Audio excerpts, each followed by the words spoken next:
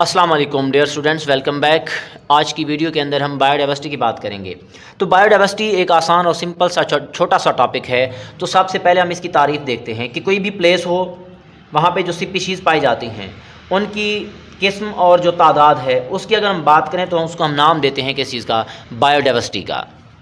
अब ये जो हमारे पास टोटल 9 स्पीशीज़ है जानदारों की, जिनको हम जानते हैं, उनकी तादाद जो है 2.5 मिलियन है, जिसको हम 25 लाख भी कह सकते हैं।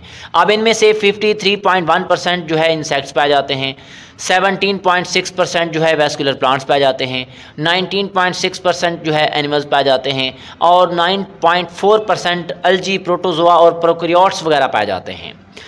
अब इसके बाद अगर देखा जाए, ये जो आपके सामने लिस्ट दी गई है ये कंप्लीट नहीं है, अनकम्प्लीट है, क्योंकि टोटल स्पीशीज़ जो हैं जानदारों की वो तकरीबन 5 से 30 मिलियन हैं। लेकिन उनमें से जिनको हम जानते हैं, साइंसदान जानते हैं, जो आइडेंटिफाइड हैं, जिनकी शनाख्त हो चुकी है, वो तकरीबन 2.5 मिलियन हैं।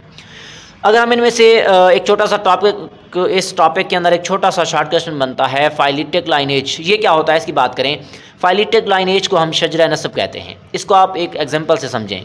हमारे पास परदादा, परदादे के बाद दादा, दादे के बाद बाप, बाप के साथ बाद बेटा, बेटे के बाद जो है हमारे पास पोता आता है। एक ख़ास तरतीब है जो जानदारों से चली आ रही है, आबा अजदाद से ऑफ स्प्रिंग में चली आ रही है, और उनमें से कहीं पर भी खलल नहीं है। परदादा था तो उसके बाद लाजमी दादा आया होगा। ऐसी बात नहीं है कि परदादे के बाद डायरेक्ट आप बाप पे आ जाएं, तो ऐसा बिल्कुल नहीं होता। इसी वजह से कहते हैं कि अनब्रोकन सीरीज़ है स्पीशीज़ की, और ये जो स्पीशीज़ है वो अरेंज होती है, तरतीब पाती है, और उसकी तरतीब जो है वो आबा अजदाद से ऑफ स्प्रिंग सीक्वेंस में है, एक ख़ास तरतीब के साथ है, जिसमें हम पेरेंट्स से जिससे हम जो है एंसेस्टर से ऑफ स्प्रिंग की तरफ आ सकते हैं।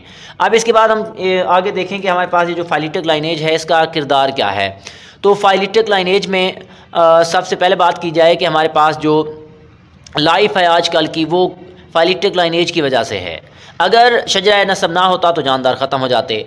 अब इसके बाद अगर हम बात करें कि most organism lived in remote past, बहुत सारे जानदार पास्ट के अंदर रहते थे, उनमें से अक्सर जो है वो ख़त्म हो गए हैं और कुछ अभी तक मौजूद हैं। लेकिन तमाम जानदारों का ओरिजिन, आगाज़ एक ही है। लेकिन उनमें से कुछ जानदार जो ऐसे थे जिनकी बॉडी जो थी वो सॉफ्ट थी, मतलब कि बिल्कुल सॉफ्ट थी, सख्त नहीं थी, जिसकी वजह से उनकी बॉडीज़ ख़त्म हो गई, और उनका जो फॉसिल रिकॉर्ड था सारे का सारा वो भी क्या हो गया है, ख़त्म हो गया है, जिसकी वजह से हमारे पास उनका रिकॉर्ड मौजूद नहीं है।